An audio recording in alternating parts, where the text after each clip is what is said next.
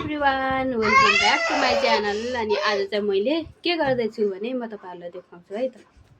यहाँ यस्तो गर्दैछु, सफा गर्दैछु।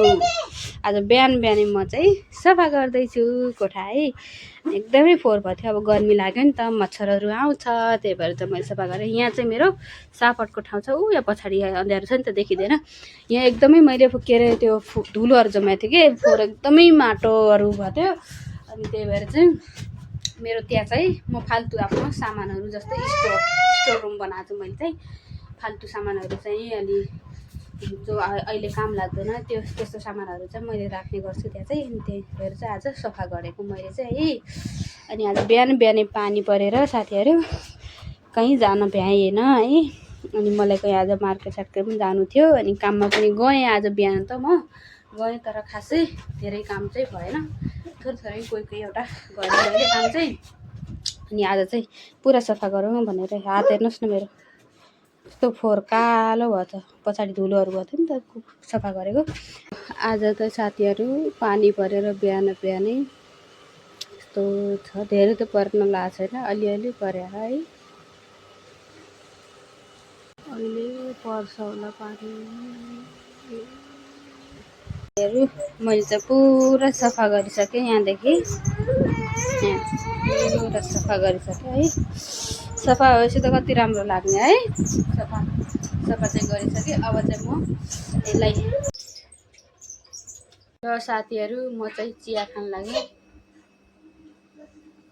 साँझको 5 बज्यो, 6-7 बज्न लाग्यो।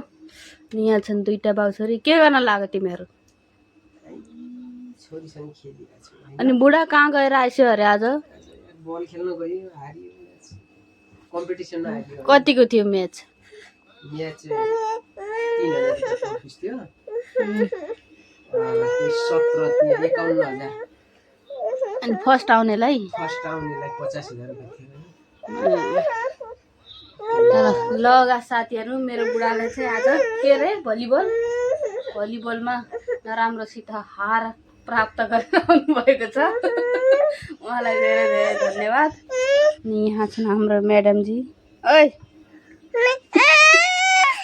अब चाहिँ म खाना बनाउँदैछु है। यहाँ चाहिँ हेर न, मैले पिठो मुछ्छु नगर के, आयो पानी पोख्यो, उठाऊ। अब यहाँ चाहिँ मैले यसरी पिठो मुछिसकेँ, पिठो मुछेँ।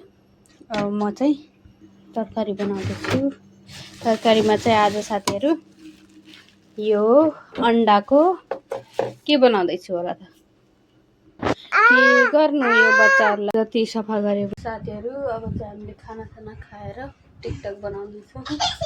अलिकति 2टा टिकटक बनाइसकेँ। अनि यहाँ खेल्दैछ छोरी, बुढा पनि उता बस्नु भएको छ। खाना भयो बुढा? के खानुभयो?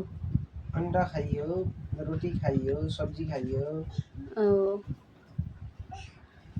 ल त साथीहरू आजको भ्लगलाई चाहिँ यहीँ एन्ड गर्छु म। नेक्स्ट भ्लगमा भेटौँ न, बाई।